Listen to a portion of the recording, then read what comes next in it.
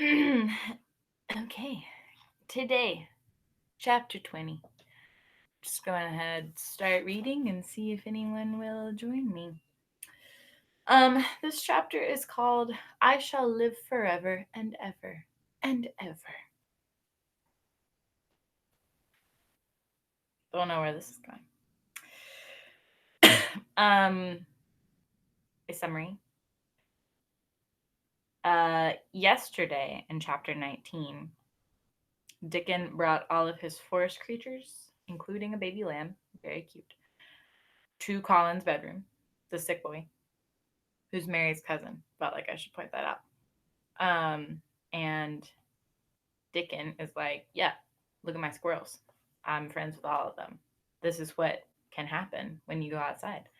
Colin's in like, let's go outside. So let's see if they do in chapter 20. But they were obliged to wait more than a week to go outside. Because first there came some very windy days, and then Colin was threatened with a cold. Which two things, happening one after another, would no doubt have thrown him into a rage. But that there was so much careful and mysterious planning to do, and almost every day Dickon came in, if only for a few minutes, to talk about what was happening on the moor, and in the lanes and hedges and on the borders of streams. The things he had to tell about otters and badgers and water rats' houses, not to mention birds' nests and field mice with their burrows, were enough to make you almost tremble with excitement when you heard all the intimate details from an animal charmer, and realized with what thrilling eagerness and anxiety the whole busy underworld was working. They're same as us, said Dickon, only they have to build their homes every year, and it keeps 'em so busy they fair scuffle to get 'em done.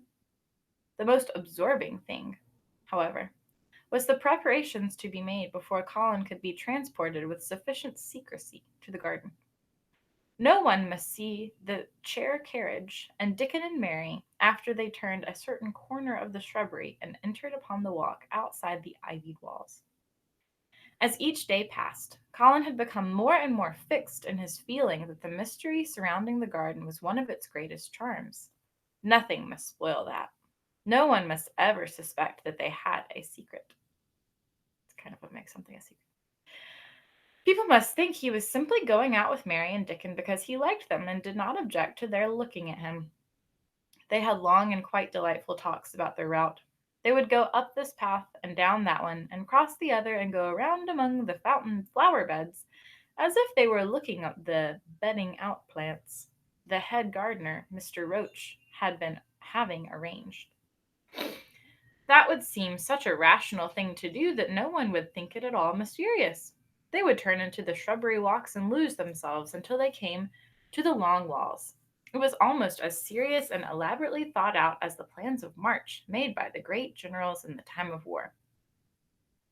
Rumors of the new and curious things which were occurring in the invalid's apartments had of course filtered through the servants' hall into the stable yards and out among the gardeners. But notwithstanding this, Mr. Roach was startled one day when he received orders from Master Colin's room to the effect that he must report himself in the apartment no outsider had ever seen, as the invalid himself desired to speak to him.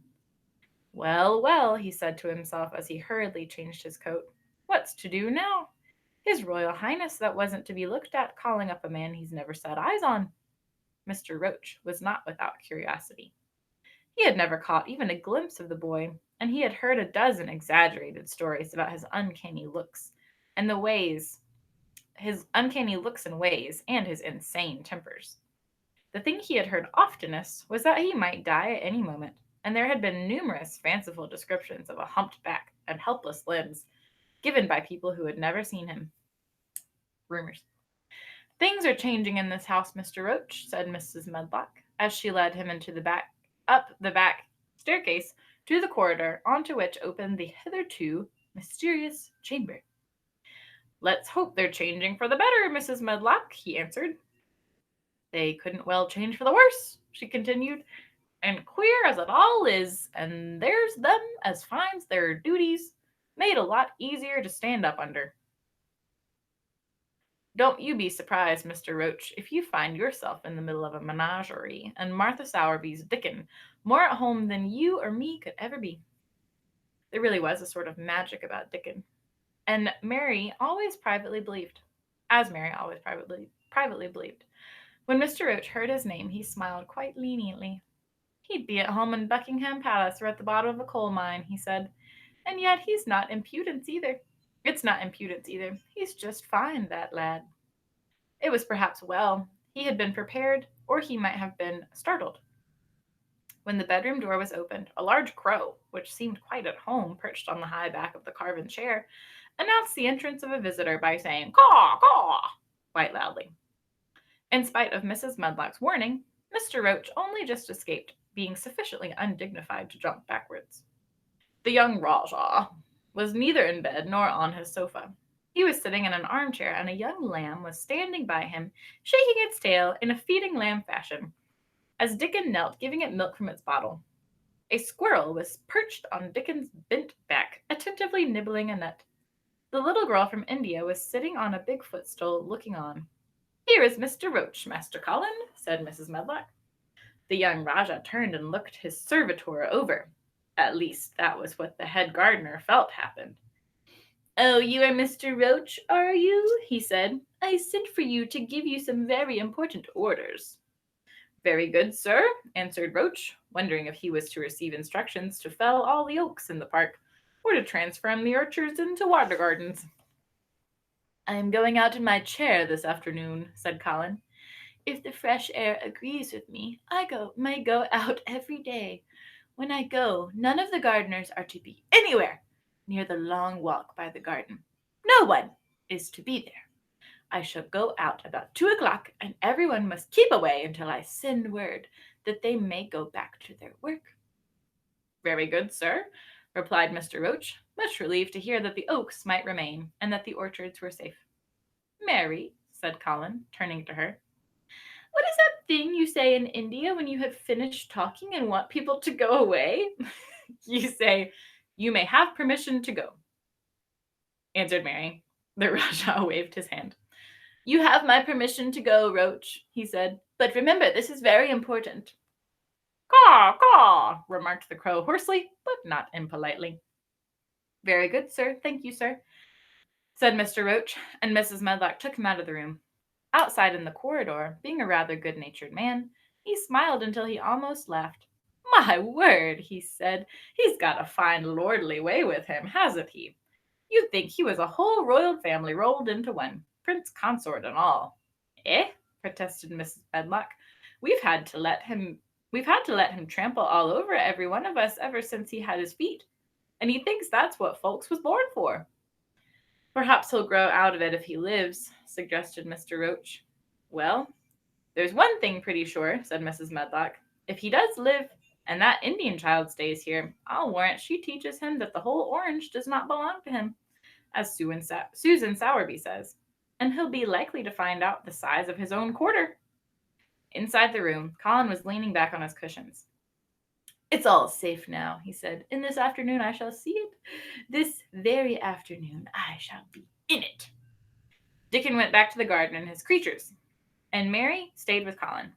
She did not think he looked tired, but he was very quiet before their lunch came, and he was quiet while they were eating it. She wondered why. She asked him about it.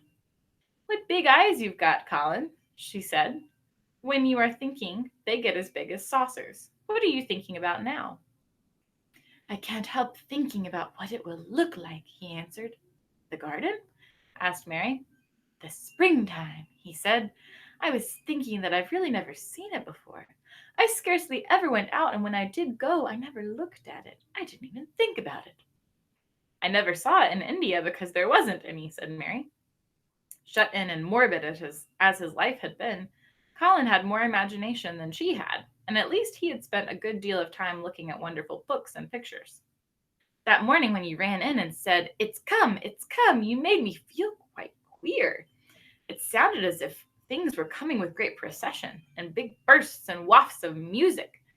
I've a picture like it in one of my books. Crowds of lovely people and children with garlands and branches with blossoms on them, everyone laughing and dancing and crowding, and playing on pipes. That was why I said, perhaps we shall hear golden trumpets, and told you to throw open the windows. How funny, said Mary. That's really what it feels like. And if all the flowers and leaves and green things and birds and wild creatures danced past at once, what a crowd it would be. I'm sure they'd dance and sing and flute, and that would be the wafts of music. They both laughed, but it was not because the idea was laughable, but because they both liked it so much. A little later, the nurse made Colin ready.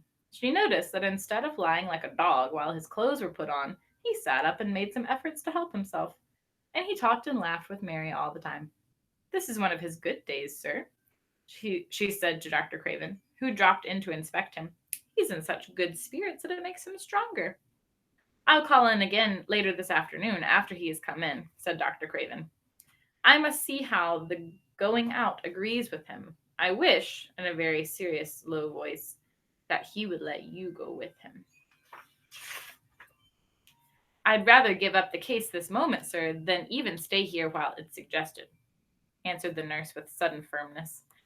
I hadn't really decided to suggest it, said the doctor, with his slight nervousness. We'll try the experiment. Dickon's a lad I trust with a newborn child. The strongest footman in the house carried Colin downstairs and put him in his wheelchair, near which Dickon waited outside. After the manservant had arranged his rugs and cushions, the Rajah waved his hand to him and to the nurse. You have my permission to go, he said, and they both disappeared quickly, and it must be confessed, giggled when they were safely inside the house. Dickon began to push the wheelchair, slowly and steadily. Mistress Mary walked beside it, and Colin leaned back and lifted his face to the sky. The arch of it looked very high, and the small snowy clouds seemed like white birds floating on outspread wings below its crystal blueness. The wind swept in soft, big breaths down from the moor, and was strange with a wild, clear, scented sweetness. Colin kept lifting his thin chest to draw it in, and his big eyes looked as if it were they which were listening instead of his ears. That makes sense. There are so many sounds of singing and humming and calling out, he said. What is that scent the puffs of wind bring? It's gorse on the moor that's opening out, answered Dickon. The bees are at it wonderful today. Not a human creature was to be caught sight of in the paths they took. In fact, every gardener or gardener's lad had been witched away. But they wound in and out among the shrubbery and out round the fountain beds, following their carefully planned route for the mere mysterious pleasure of it.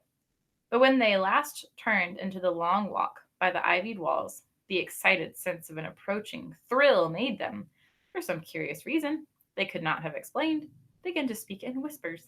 This is it, breathed Mary. This is where I used to walk up and down and wonder. Is it? Cried Colin, his eyes beginning to search the ivy with eager curiousness. But I can see nothing, she whispered. He whispered, there is no door. That's what I thought, said Mary. Then there was a lovely breathless silence, and the chair wheeled on. That is the garden where Ben Weatherstaff works, said Mary. It is? Said Colin. A few yards more, and Mary whispered again. This is where the robin flew under the wall. Over the wall, she said. Is it? Cried Colin. Oh, I wish he'd come again.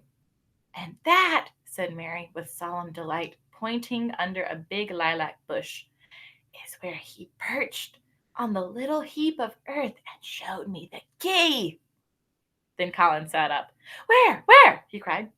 And his eyes were as big as the wolf's in Red Riding Hood, when Red Riding Hood felt called upon to remark on them. Dickon stood still, and the wheelchair stopped. And this, said Mary, stepping onto the bed close to the ivy, is where I went to talk to him when he chirped at me from the top of the wall.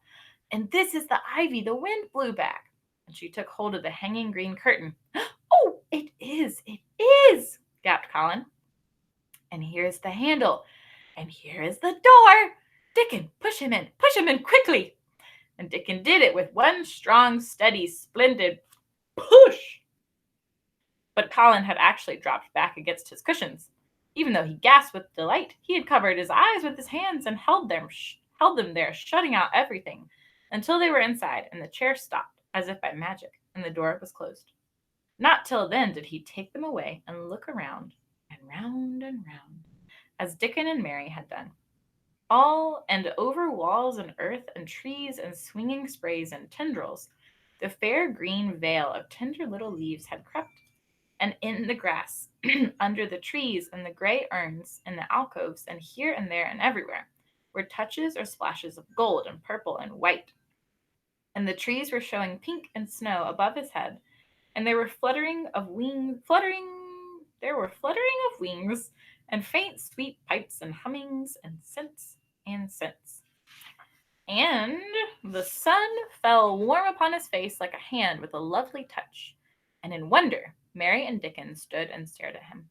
He actually looked so strange and different because a pink glow of color had crept all over him, ivory face and neck and hands and all. I shall get well, I shall get well, he cried out. Mary Dickon, I shall get well, and I shall live forever and ever and ever. And that's the end of chapter 20. Some serious power that some sunshine has. Make you feel like you can live forever. All right, chapter 21 tomorrow. Toodles.